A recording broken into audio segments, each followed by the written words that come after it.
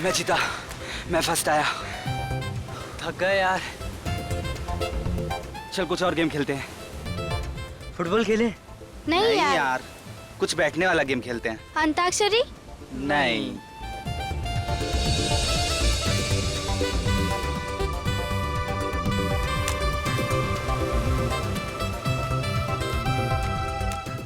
क्या है ये? क्या है? ट्रूथ एंड डेयर खेलेंगे। अच्छा है। अच्छा। अच्छा आइडिया है हाँ, ना? हाँ। Let's play. Ready guys? Ready. Manik गया। बोल मानिक, ट्रूथ या डेयर? डेर, बोल क्या करना है? पक्का पलटेगा तो नहीं? नहीं पलटूंगा यार, बोल। जाके हम सब के लिए नारियल पानी लेके आ, वो भी अपने पैसों से। गया आज ये। देख लूंगा यार, तेरी बारी आने दे। 5 स्टार होटल में पार्टी लूंगा। जा जा जा। रोहन रोहन, बोल ठाकुर, सच बोलेगा या करतब दिखाएगा? सच बोलूं और तेरे सामने? हम तो करतब दिखाएंगे। चल ठीक है, फिर जा उस समंदर में जाके डुबकी मार, वो भी 5 मिनट तक। ठीक है मी, तुझे पता है ना कि मैं तैर नहीं पाता हूँ। तो मैंने कब बोला तुझे तैरने को? मैं तो बोल रहा हूँ जाके डुबकी लगा। 5 मिनट कैसे रह पाएगा वो? Be fair. चल ठीक है, तेरे लिए 2 मिनट, इतना तो कर सकता है ना डरपोक? देख अभी, मैं डरपोक नहीं हूँ। हाँ मैं तो कहता हूँ तू जागृति की चूड़ियाँ पहन ले। देख अभी, चुप हो जा वरना। क्या करेगा है? चुप हो जा तू। क्या करेगा तू? रुक क्या जा। मैं करेगा मार दूंगा। बता ना। रुक जा। क्या करेगा? अरे अरे रुको। मार दूंगा तुझको, मैं क्या बोल रहा करेगा हूँ। है? अरे रोहन रुक जा, उसमें कुछ है। दिखा, ये इसको क्या है? खोल के देखते हैं।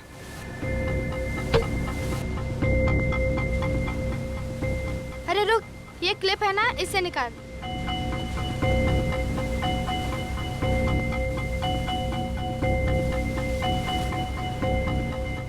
Thank you.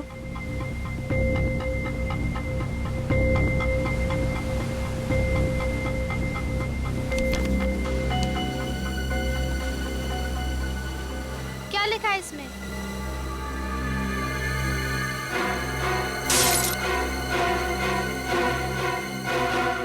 मेरे भाई ने मुझे गोली मार दी है और मैं मर रहा हूं। उसे इसकी सजा मिलनी चाहिए, उसने मेरा भरोसा तोड़ा है। मैं उससे मिलने इतनी दूर अपने शहर जा।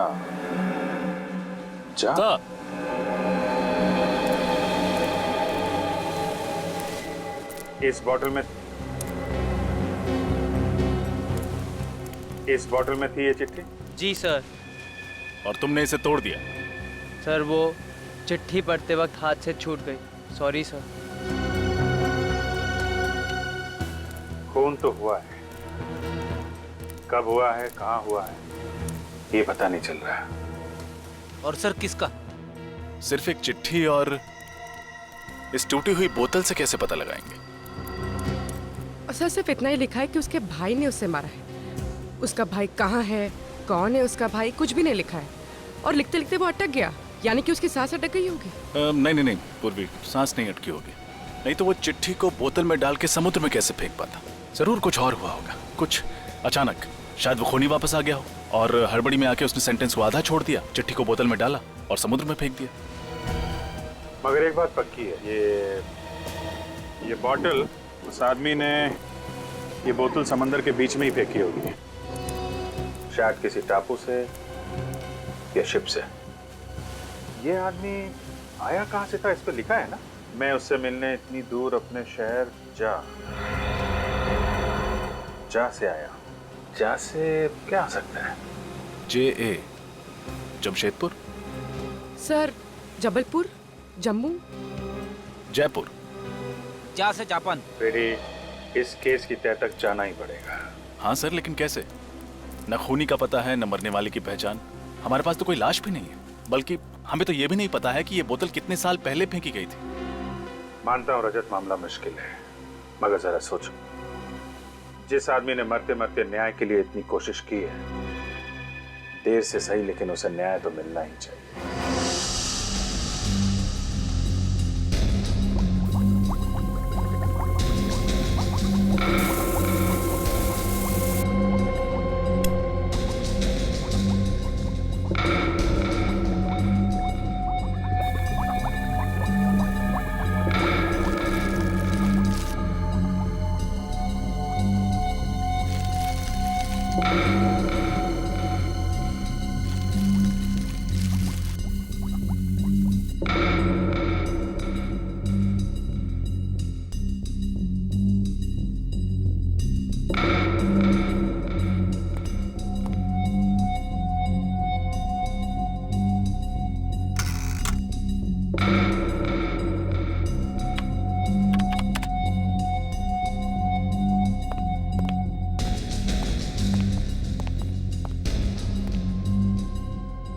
बहुत बिजी है, मुंडी ऊपर करने के लिए भी वक्त नहीं है। तो और क्या, मुझे 24 घंटे बिजी रखना तो तुम्हारा परम कर्तव्य है और मानना पड़ेगा बॉस, तुम अपने कर्तव्य को बहुत जिम्मेदारी के साथ निभाते हो। मेरी तारीफ कर रहा है या? तारीफ बॉस, 100% तारीफ। तो फिर बता, क्या पता चला? इस बार ज्यादा कुछ पता नहीं चला बॉस। हथियार डाल दिया ना सालों की। अरे बस क्या है, मैं इस बॉटल को अच्छी तरह से चेक करके कुछ और पता लगाने की कोशिश कर रहा था बॉस, लेकिन साळुंखे, हमारे पास ये बॉटल और वो चिट्ठी, सिर्फ 2 ही सुराग है, और फिर ये भी पता नहीं कि खून 1 साल पहले हुआ या 10 साल पहले। इसलिए रो मत। एक मिनट, रो नहीं रहा, 1 मिनट ठहरो जरा।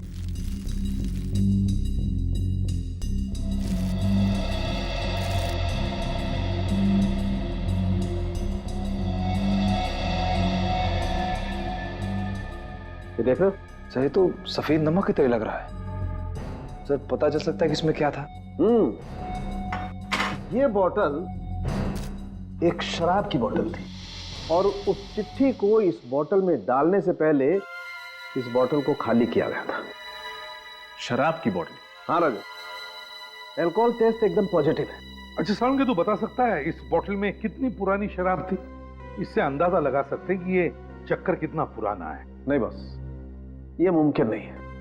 फिर रोने लगा तू यार? अरे रोने की बात नहीं है। तो फिर? दरअसल इस बोतल में जितनी भी शराब थी वो सब उड़ चुकी, और समंदर के खारे पानी में बहते बहते इसके सारे के सारे केमिकल कॉम्बिनेशन बदल चुके हैं। मतलब इस बोतल के बारे में अगर हमें और जानना है, जैसे कि ये कहाँ बनाई गई, इसका डिजाइन क्या था, तो हमें इसके सारे टूटे हुए टुकड़ों को जोड़ना पड़ेगा। हाँ, कोशिश करके देख सकते हैं, लेकिन अच्छा साळुंखे, इस बोतल के अंदर जो वो चिट्ठी मिली है जिस पर खून लगा हुआ, उस खून का डीएनए टेस्ट तो किया है ना तुमने? हाँ सर। तो फिर क्या पता चला? ये खून किसी आदमी का है जिसकी उम्र 30 से 40 साल के बीच की होगी। लेकिन साहब, इसके अलावा हमें और कोई खास बात नहीं पता चली जिससे इस आदमी की पहचान हो सके। अच्छा, और कुछ नहीं? नहीं, क्योंकि खून पूरी तरह से सूख चुका है, इसलिए ये पता लगाना बहुत मुश्किल है कि कितने साल पहले इस कागज पर लगा होगा। लेकिन ये कागज, इस कागज से तो कुछ पता चला होगा। हाँ, ये कोई साधारण कागज नहीं है। मैंने इस कागज के छोटे से टुकड़े पर एक खास केमिकल टेस्ट किया है। ये देखिए सर, ये हरे रंग के दाग दिख रहे हैं आपको? हाँ। ये क्लोरोफिल के दाग है जो हरे पत्तों पे पाए जाते हैं, प्लांट सेल्यूलोज। सर, ये कागज कोई मशीन में बनाया हुआ कागज नहीं है, इनफैक्ट हैंडमेड पेपर है जो सूखे फूल और पत्तों से बनाए गए। और एक बात सर, इस पेपर पर यहाँ पर मुझे कुछ एम्बॉस किया हुआ दिखा है।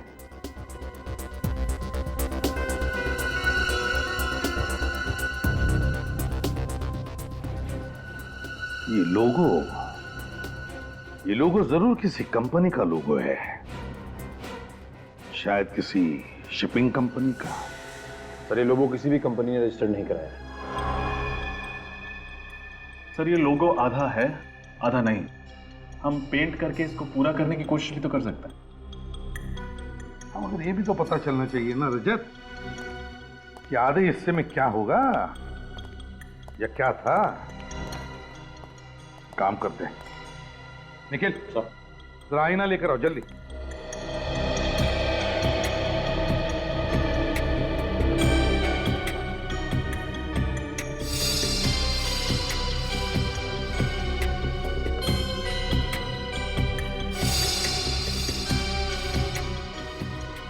ये देखो सर, रिफ्लेक्शन में तो साफ दिख रहा है, बी अक्षर, कैपिटल बी।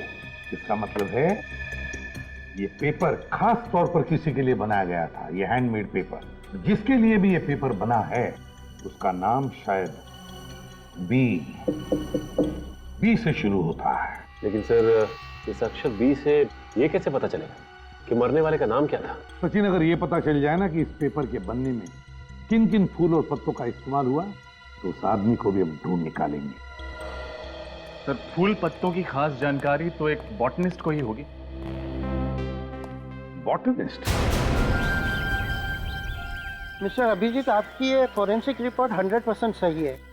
ये पेपर वनस्पति के अलग अलग भाग से बनाया है, जैसे कि फूल, पत्ते, घास और पेड़ की शाखाओं को सुखाकर बनाया गया है।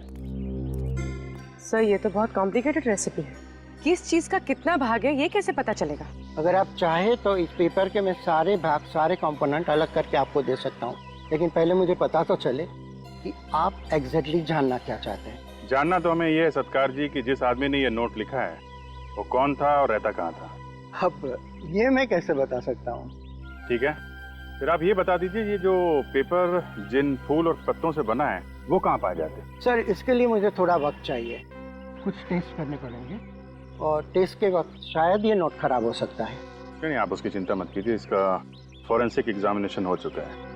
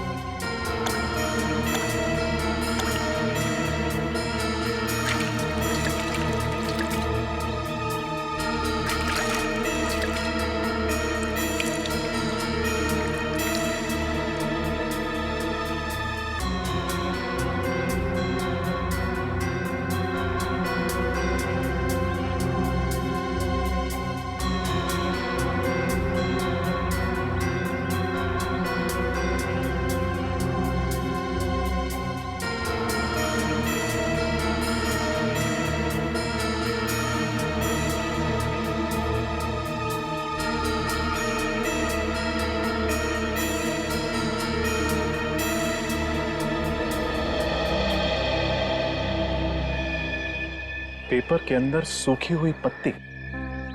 ऐसा ही एक स्पेसिमेन मेरे पास भी है।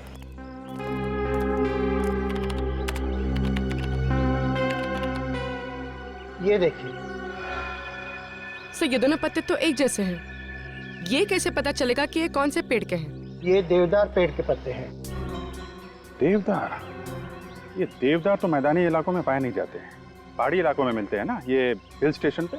जी सर, 1800 से 3000 मीटर की ऊंचाई पर ये देवदार के घने जंगल होते हैं। सर मतलब विक्टिम बी पहाड़ी इलाकों में रहने वाला था? हिमाचल प्रदेश या उत्तराखंड का हो सकता है। विक्टिम बी ने लिखा है कि वो ऐसी जगह रहता था जिसका नाम जे से शुरू होता है। सत्कार साहब, आपका लैपटॉप यूज कर सकते हैं? जी बिल्कुल। अब देखो, सर्च करो, कोई जगह ऐसी है कि जो जे से शुरू होती है?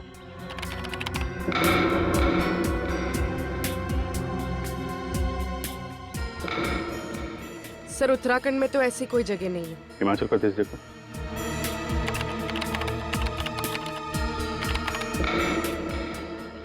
सर ये देखिए जंतवाड़ी, और ऐसी कोई जगह नहीं है जो जे से शुरू होती है।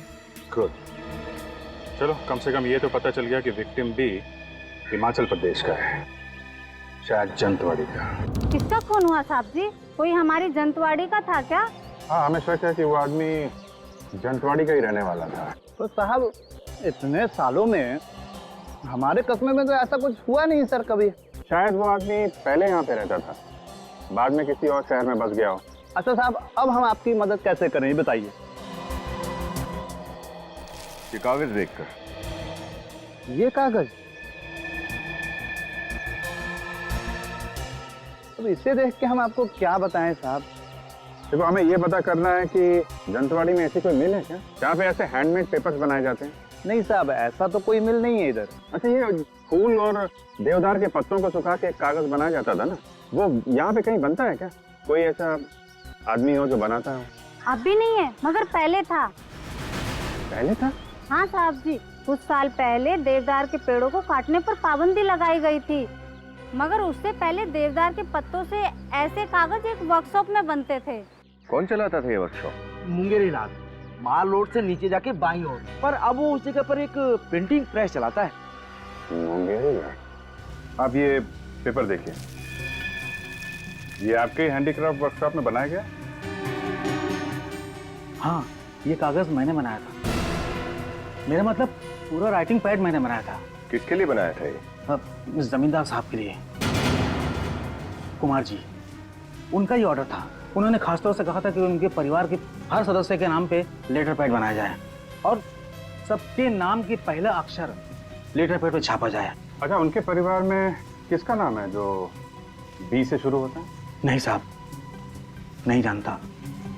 हवेली कहाँ उनकी? साहब, आप माल रोड से आए ना, पीछे जो टेकरी है ना, उसी पर हवेली है। Thank you.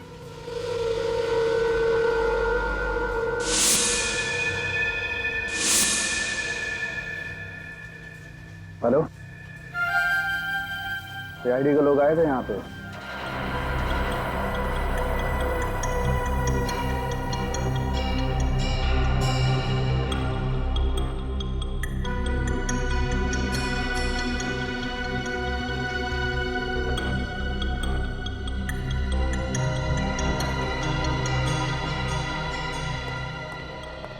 रजा, बॉटल बन गई?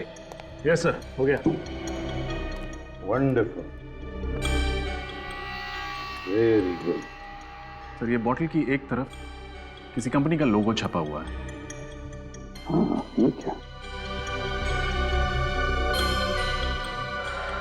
और बॉटल की दूसरी तरफ 50 एम्बॉस्ड है।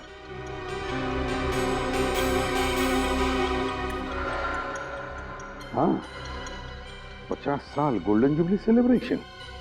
तो हो सकता है स्पेशल एडिशन के लिए कोई खास बॉटल बनाई हो। हाँ, हो सकता है। एक काम करो, इंटरनेट से पता लगाओ ये लोगो किस शराब बनाने वाली कंपनी का है।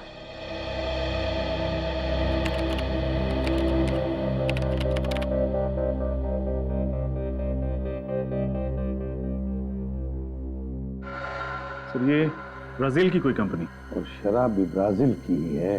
लेकिन ये बोतल और उसके अंदर की चिट्ठी मिली हिंदुस्तान में। और मौत हुई किसी हिंदुस्तानी की। पता लगाना पड़ेगा ये कौन सी हिंदुस्तानी कंपनी है जो ब्राजील की इस कंपनी से शराब आयात करती है, इंपोर्ट करती है।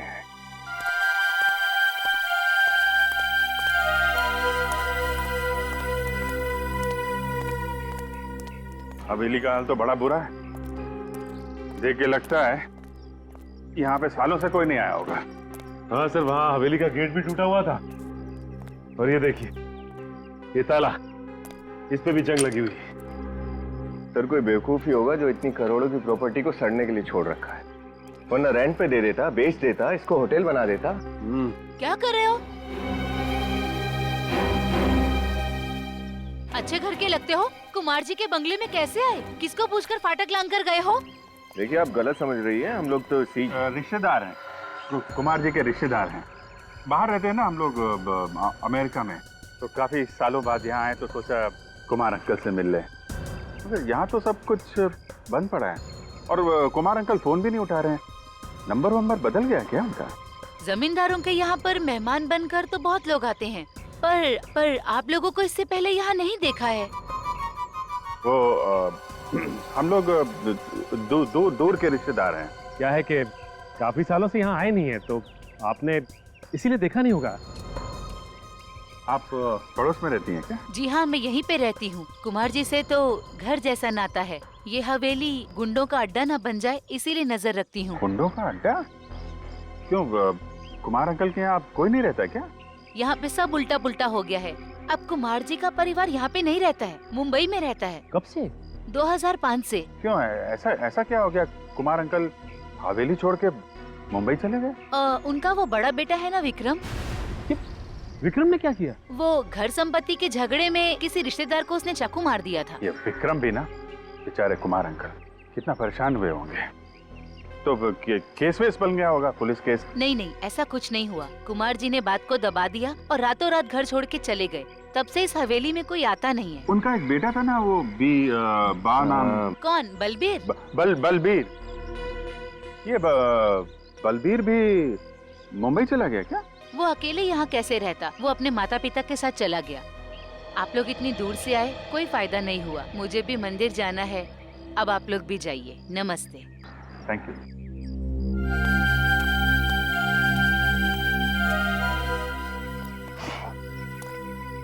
चलो कम से कम ये तो पता चल गया कि मरते वक्त जिस आदमी ने चिट्ठी लिखी थी उसका नाम बलबीर था। सर नाम तो पता चल गया, लेकिन ये कैसे पता चलेगा कि उसे गोली किसने मारी? हो सकता है उसका राज इस वीरान हवेली में ही छुपा हो।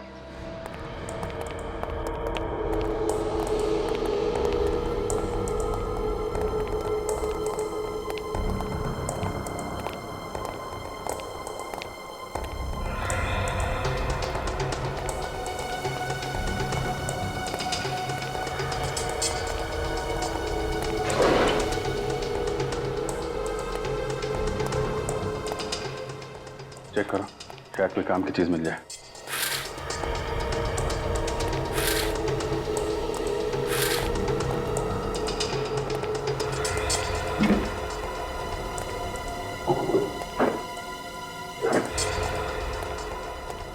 कुछ नहीं मिला सर।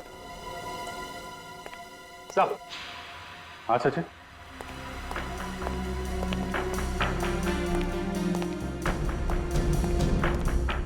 ये देखिए, बॉम्बे के कुछ नंबर, रियल स्टेट एजेंट्स। रातों रात हवेली छोड़ के भागे हैं तो मुंबई में घर तो चाहिए होगा ना? हाँ सर, तो ये लोग काफी अमीर लोग हैं। मतलब किराए के घर में तो नहीं रह रहे होंगे, कहीं ना कहीं फ्लैट खरीदा होगा या बंगलो खरीदा होगा। ये फ्लैट खरीदा या बंगलो, ये तो स्टेट एजेंट्स ही बताएंगे।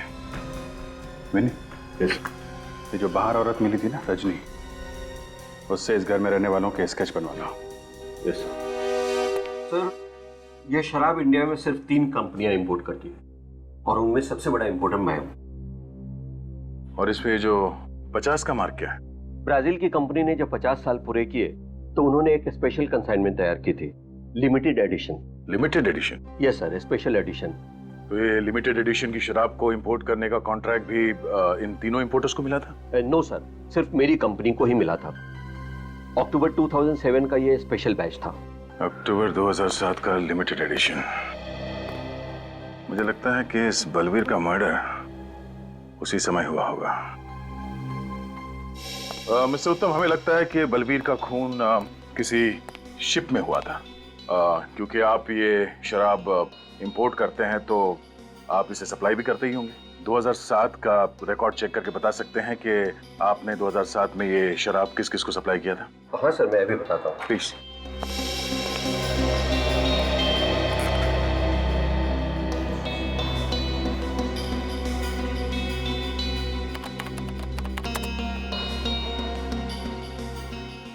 ठीक है सर, अक्टूबर 2007 में ये शराब 2 क्रूज शिप पर सप्लाई की गई थी, एक जेडियो और दूसरा डीएल क्रूज लाइन। जेडियो पर ये कंसाइनमेंट समय पर नहीं पहुंचे सर, इसलिए कंसाइनमेंट लिए बगैर ही उससे रवाना हो गई। दूसरी शिप अक्टूबर 2007 में ये शराब डीएल क्रूज लाइन पर 60 बॉटल का कंसाइनमेंट गया था। Thank you Uttam ji, thanks a lot. My pleasure. अरे नयन सुख, अरे जल्दी कर, तू मेरा असिस्टेंट होके भी आज तक तूने मुझे कोई सुख नहीं दिया रे। ऐसा क्यों बोल रहे हैं सर? अब तक तो सीआईडी भी नहीं आई। मेरे तो हाथ पांव ढीले पड़ रहे हैं सर, कहीं आपके साथ साथ मुझे भी ना अंदर कर दे। मुंह बंद रख कर ढूंढ जल्दी। प्रताप जी सर। सीआईडी सर, मैंने तो सिर्फ उनको मकान दिलाया था, बाकी मैं कुछ नहीं जानता सर। नहीं, घबराने की कोई बात नहीं है। अगर आप कुमार परिवार के बारे में कुछ भी खास जानते हैं तो बताइए। हाँ सर, है ना खास बात। इस पार्टी के अलावा आज तक किसी ने भी फुल पेमेंट देके प्रॉपर्टी नहीं खरीदी। पूरा पेमेंट कैश में? हाँ मैडम, बहुत अमीर आदमी थे पर पैसों के लिए झगड़ते थे। कोई भी साथ रहना नहीं चाहता था। मुझसे कहा कि 3 मकान ले लें, वो भी कैश पेमेंट, ब्लैक मनी। सोचिए उनके पास व्हाइट मनी कितनी होगी। 3 घरों का सौदा किया आपने, वो भी ब्लैक मनी। सॉरी सर, लेकिन मैं क्या करता, कुछ पार्टियां होती हैं ऐसी हैं सर। ये कितने साल पुरानी बात है? ये जून 2005 की मैडम। जून 2005 यानी 7 साल पुरानी। हाँ मैडम। फिर भी ऐसे स्पेशल क्लाइंट्स का चेहरा तो आपको याद होगा ही। हाँ मैडम, याद है ना। सर ये फाइल मिल गई। ये देखिए, ये देखिए, ये उनके पासपोर्ट साइज फोटो भी हैं और उनके सिग्नेचर हैं इस पेपर पर। इसका मतलब हम लोग सही राह पर हैं। अच्छा, आपने कहा था कि 3 घरों का सौदा हुआ था, राइट? हाँ सर। सर एक तो उनके पिताजी ने लिया था मिस्टर कुमार, और दूसरा उनके बड़े बेटे मिस्टर विक्रम, और तीसरा उनका मझला बेटा अभिमन्यु ने लिया था। और उनका सबसे छोटा बेटा बलबीर, उसने कोई घर नहीं खरीदा? हाँ सर, उसके पास पैसे नहीं थे इसलिए वो घर नहीं लिया, वो अपने पिताजी के साथ ही रहता था। Thank you. सब बलबीर के पास उतने पैसे नहीं थे कि वो घर खरीद सके या कोई घर किराए पे ले। फिर उसे मारकर उसके बड़े भाइयों को क्या फायदा होता? इसका जवाब तो वो 2 भाई लोग ही दे सकते हैं पूर्वी। पर सर उससे पूछेंगे कैसे? 7 साल हो चुके इस बात को, पता नहीं बस कहाँ होंगे। उन्होंने मुंबई महानगरी में घर खरीदे थे, और एक बार जो मुंबई में बस गया वो जल्दी कहीं और नहीं बस सकता। इस एड्रेस पर चल के देखते हैं, शायद वो आज भी इसी शहर में हो। डीएल क्रूज लाइनर हमारी ही कंपनी की क्रूज लाइनर थी। हाँ सर, शिप पुरानी हो गई थी इसलिए 2009 में उसे शिप ब्रेकिंग के लिए शिपयार्ड में भेज दिया गया। और आप जिस सफर के बारे में जानना चाहते हैं वो 3 अक्टूबर 2007 में हुआ था। सर मेरा यकीन मानिए उस शिप पर कोई मर्डर नहीं हुआ था। आप हमारा यकीन कीजिए कि उस शिप में एक आदमी का मर्डर हुआ था। सर मैं यहाँ 9 साल से काम कर रहा हूँ और मेरे जहाज पर कोई मर्डर हो और मुझे पता ना हो, ऐसा तो हो नहीं सकता। 3 अक्टूबर 2007 उस जहाज में जितने भी लोग थे स्टाफ में, उनका नाम तो याद होगा ना आपको? बुलाइए उन्हें जल्दी। जी सर। सुरेश तुम और राहुल मेरे कैबिन में आओ। पैसेंजर लिस्ट चाहिए हमें। जी सर।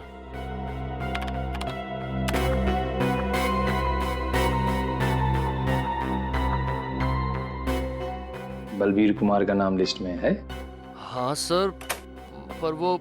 हाँ सर। सर ये है राहुल और ये सुरेश। 3 अक्टूबर 2007 के दिन डीएल क्रूज पर ये दोनों ही थे। यस सर, उस जहाज के हर सफर का हिस्सा रहे हैं हम। पर प्रॉब्लम क्या है सर? प्रॉब्लम क्या है हम बताते हैं आपको। उस जहाज पे बलबीर नाम के एक पैसेंजर का खून हुआ था। खून? पर हमें तो वहां पर कोई लाश नहीं मिली सर। चलिए मान लिया कि आपको कोई लाश नहीं मिली, लेकिन एक बात तो तय है कि आपकी शिप से एक पैसेंजर गायब हुआ था।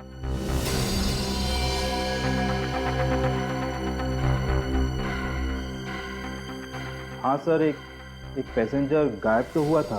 तो तुम लोगों ने उसे ढूंढने की कोशिश नहीं की? हाँ? सर पूरा शिप छान मारा पर वो पैसेंजर हमें नहीं मिला। हमें लगा कि वो शायद गलती से समुद्र में गिर गया हो, और उसके फैमिली वालों ने भी उसके बारे में कोई इंक्वायरी नहीं की। तो पैसेंजर लिस्ट चेक करो। बलबीर का भाई या उसका कोई रिश्तेदार साथ में था क्या?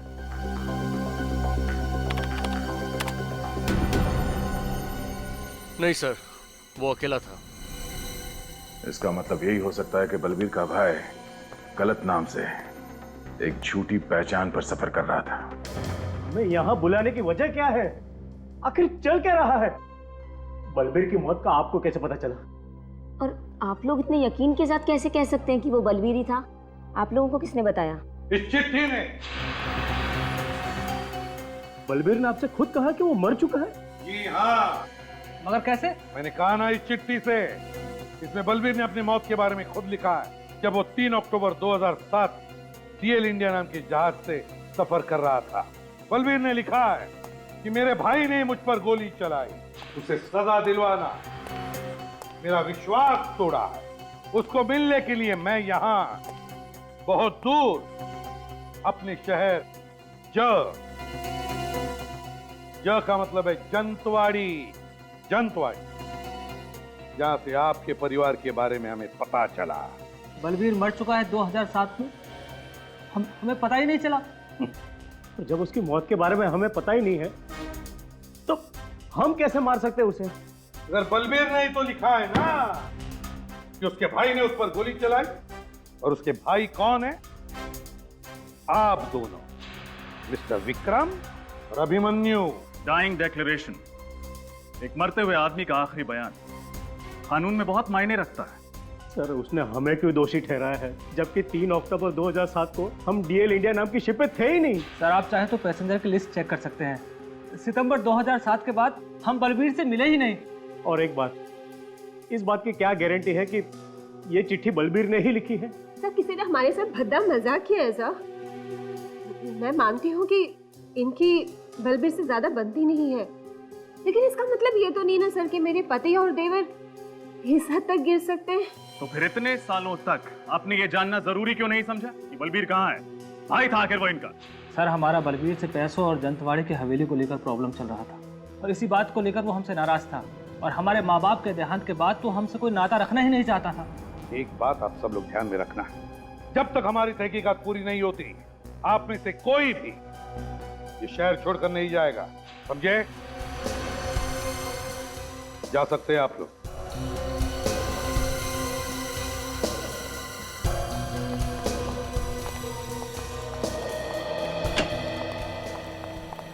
सर डीएल इंडिया से ट्रैवल कर रहे हैं सभी लोगों की डिटेल्स मिल गई है सर। बाकी लोगों का तो पता चल गया है, लेकिन एक प्रत्युषा नाम की लड़की है जो गलत नाम से ट्रैवल कर रही थी, और तो और जो एड्रेस दिया था उसने वो भी गलत है सर। प्रत्युषा, तो हो सकता है ये लड़की उस भाई के साथ मिली हुई हो उस खून में, और ये भाई गलत नाम पे ट्रैवल कर रहा हो। लेकिन सर पैसेंजर लिस्ट में बाकी जितने भी यात्री हैं उनके नाम और एड्रेस मैच करते हैं। मतलब सर बलबीर के दोनों भाई सच बोल रहे थे? हाँ, बलबीर के दोनों भाई सच बोल रहे थे।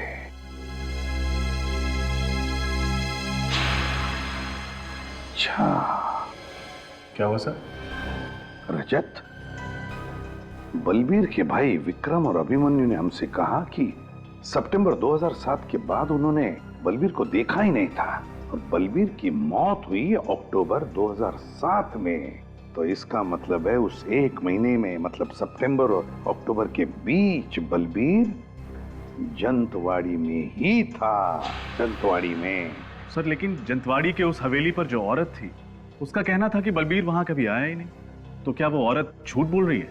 हो सकता है बलबीर उस जंतवाड़ी की हवेली में रुका ही ना हो, जंतवाड़ी में ही किसी और जगह पे ठहरा। लेकिन सर वो ऐसा क्यों करेगा? क्योंकि बलबीर जंतवाड़ी की वो हवेली अपने नाम पर करना चाहता था, और ये बात तो अपने भाइयों से छुपाना चाहता था। मगर सर ये बलबीर जंतवाड़ी में रुका कहाँ होगा? वो तो हम पता लगा ही लेंगे सचिन, पता लगा ही लेंगे, लेकिन उससे पहले ये पता लगाना चाहिए कि ये बलबीर जंतवाड़ी में किस वकील से मिला था।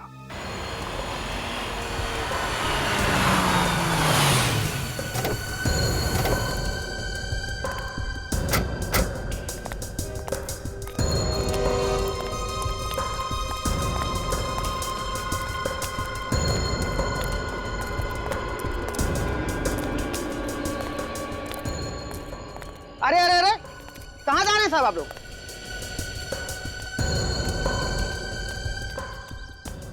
कहाँ जा रहे हैं साहब आप लोग? वो संजीव साहब से मिलना था। आप लोग कौन है? सीआईडी मुंबई। सीआईडी? आप ही लोग उनसे मिलने गए हो साहब? वो क्या? मगर हमने तो उनसे कहा था कि हम यहाँ घर पे आ रहे हैं उनसे मिलने के लिए।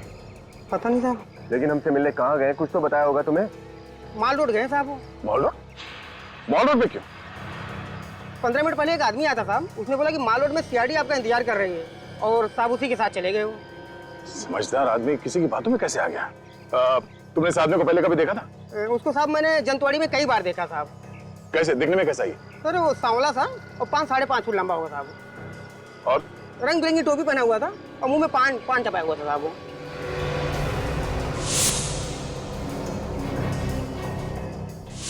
सर हम इस आदमी से पहले मिल चुके हैं, कहीं ये वही तो? कैसे गए वो लोग? वो जो आदमी आया हुआ था साहब, उसी की गाड़ी से गए। कौन सी गाड़ी, किस रंग की गाड़ी? सफेद रंग की बैन थी साहब। संजीव की जान को खतरा है, चलो। रंग बिरंगी टोपी पहने हुए था, वो जो शिमला में पहनते ना, वो सफेद बैंड देखिए? नहीं?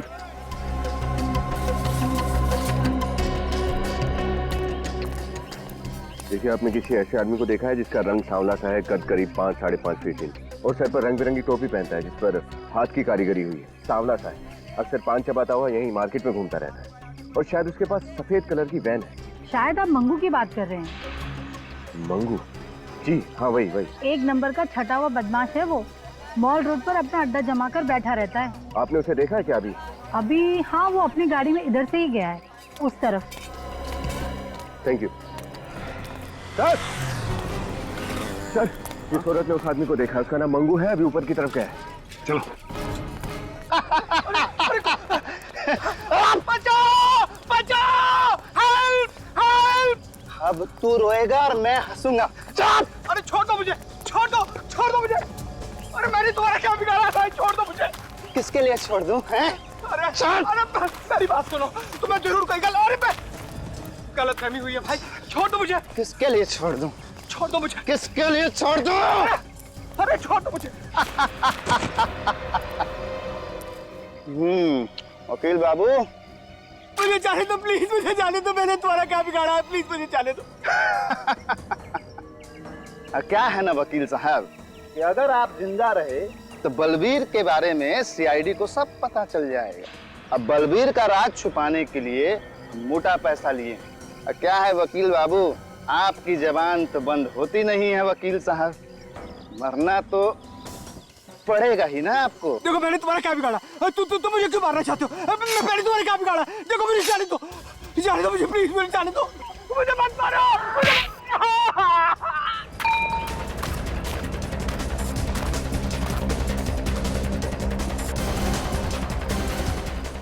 आजा।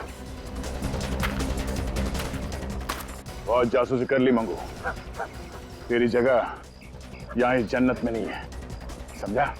तेरी जगह कहीं और है।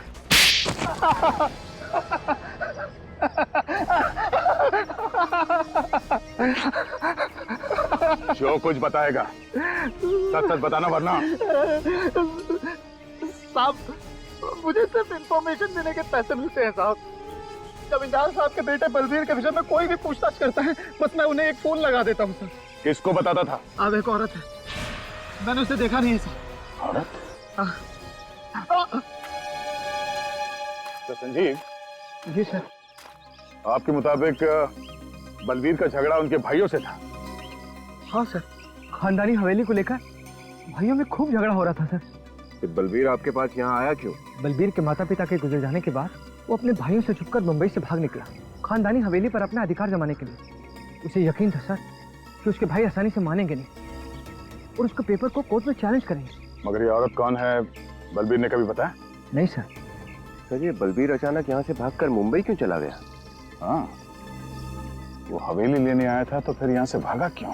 पर हाँ सर, उस दिन जाने से पहले। सॉरी, मुझे आने में थोड़ी देर हो गई। कितनी देर लगा दी? मालूम है, कोर्ट पहुंचना बहुत जरूरी है। अभी से कोई जरूरत नहीं एडवोकेट साहब। क्यों? हवेली नहीं चाहिए क्या? नहीं, हवेली तो मुझे चाहिए और हवेली मुझे ही मिलने वाली है। मुझे ही मिलेगी? हाँ, पता नहीं कैसे मेरे भाइयों को पता चल गया कि मैं जंतवाड़ी आया हूँ।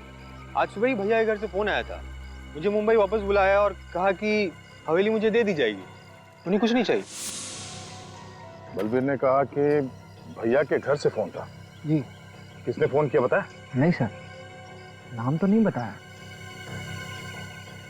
ये केस तो फिर से उलझ गया सर। किसका फोन आया था ये तो हमें पता ही नहीं, और बलबीर यहाँ से सीधा जहाज पर गया, लेकिन उसका भाई तो कभी जहाज पर गया ही नहीं। बलबीर ने चिट्ठी में यही लिखा था कि उसके भाई ने उस पर गोली चलाई। ये कैसे हो सकता है? सर, उस जहाज पर वो लेडी पैसेंजर भी जो नकली नाम लेकर घूम रही थी, और उसका कैबिन ठीक बलबीर के कैबिन के सामने था। प्रत्यूषा, उसका नाम प्रत्यूषा है। हाँ सर, हो सकता है कि उसी औरत ने बलबीर को पटाकर उस जहाज पर बुलाया हो, लेकिन सर उस औरत को ढूंढेंगे कैसे?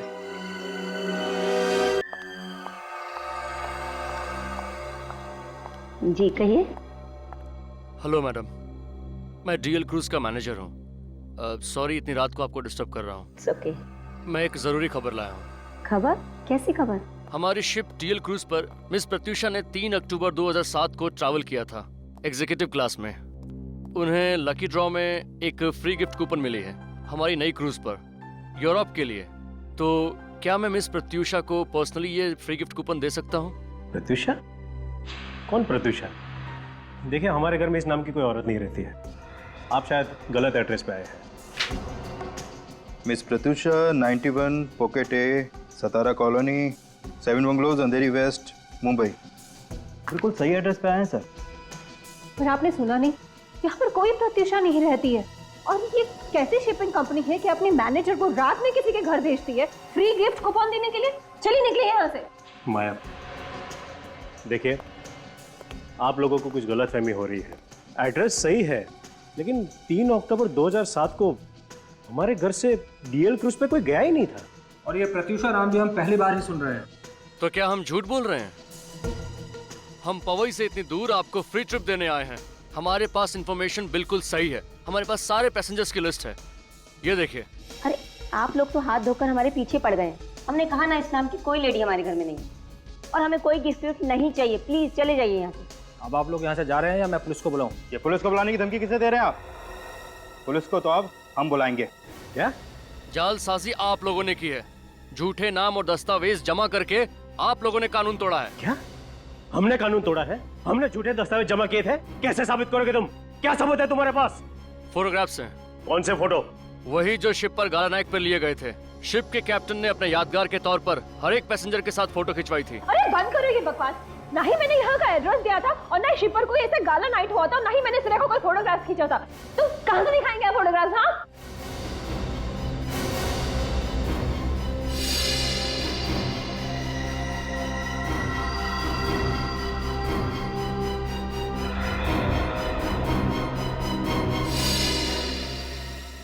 माया, क्या कहा तुमने? तुम्हें कैसे पता चला कि उस दिन क्रूज पर कोई गाला नाइट हुई नहीं थी और प्रत्युषा ने कोई फोटो नहीं खिंचवाई थी? क्योंकि ये उसी शिप में थी।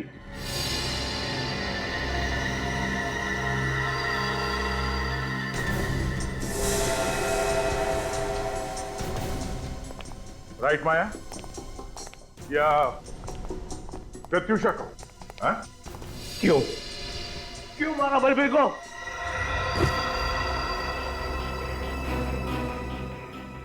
आपके लिए, अपने बच्चों के लिए। इन्होंने तो अपने हिस्से में मिली हुई सारी जायदाद जुए में हार दी।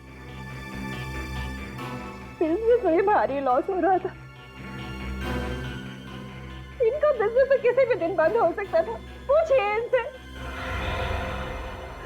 हम लोग जयंती और अभिमन्यु की तरह सुखी नहीं थे। हालात बिगड़ते जा रहे थे। हवेली को बेचकर जो पैसे मिलते ना, उससे हमारा सारा कर्जा उतर जाता। मगर ये बलबीर हवेली पर कब्जा करके बैठा हुआ था और ये इन्होंने भी तय कर रखा था कि हम हवेली में से अपना हिस्सा नहीं लेंगे, सब कुछ बलबीर को दे देंगे। मगर मुझे ये मंजूर नहीं था। इसलिए तुमने बलबीर पर नजर रखना शुरू कर दिया? हाँ, जब मुझे पता चला कि वो जंतवाड़ी पहुंच चुका है अपनी हवेली पे कब्जा जमाने के लिए, तो मुझे ये कदम उठाना पड़ा। उस वक्त विक्रम भी काम के सिलसिले से सिंगापुर गए हुए थे। और फिर तुम्हें साजिश रचने का पूरा मौका मिल गया। हाँ, मैंने मौके का फायदा उठाकर उसे फोन किया और उसे कहा कि उसके भाई उसे एनओसी देने के लिए तैयार है। पर तुम दोनों शिप पर कैसे पहुंचे? मैंने उसे कहा कि जब हमारे भी सारे गिले शिकवे खत्म हो चुके हैं, तो क्यों ना पूरा परिवार एक साथ क्रूज पर सेलिब्रेट करे। और मैंने उसे वादा भी किया कि वहां पर मैं उसे एनओसी पेपर्स दे दूंगी। भाभी, आपने तो कहा था कि सारे गिले शिकवे दूर हो गए हैं। फिर मेरे आने की खबर भैया से क्यों छुपाई गई? अरे मैं उन्हें सरप्राइज देना चाहती हूँ। जल्दी करो, वो दोनों डेक पर पहुंच चुके हैं। Come on. अच्छा, और वो एनओसी पेपर्स? वो मैंने अपने साथ ले लिया है, दोनों भाइयों के सामने दूंगी। चलेगा? हाँ, अब चलो। एक मिनट, मैं भी अपने डॉक्यूमेंट्स ले लेता हूँ।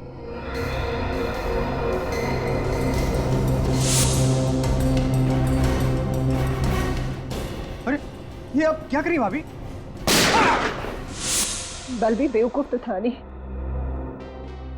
उसे पता था कि सिर्फ विक्रम के एनओसी से कुछ नहीं होगा, इसलिए मैंने अभिमन्यु भैया का भी नाम जोड़ दिया। एनओसी और अपने भैया से मिलने की खुशी में बलबीर तुम्हारे झांसे में आ गया और तुमने उसे गोली मार दी। लेकिन बलबीर ने तो उस चिट्ठी पर लिखा था कि उसे उसके भाई ने मारा है। गोली चलाते वक्त मैंने उसे कहा था कि उसका भाई उससे नफरत करता है। तुम उसके रास्ते के कांटे हो। वो नहीं चाहते कि तुम जिंदा रहो।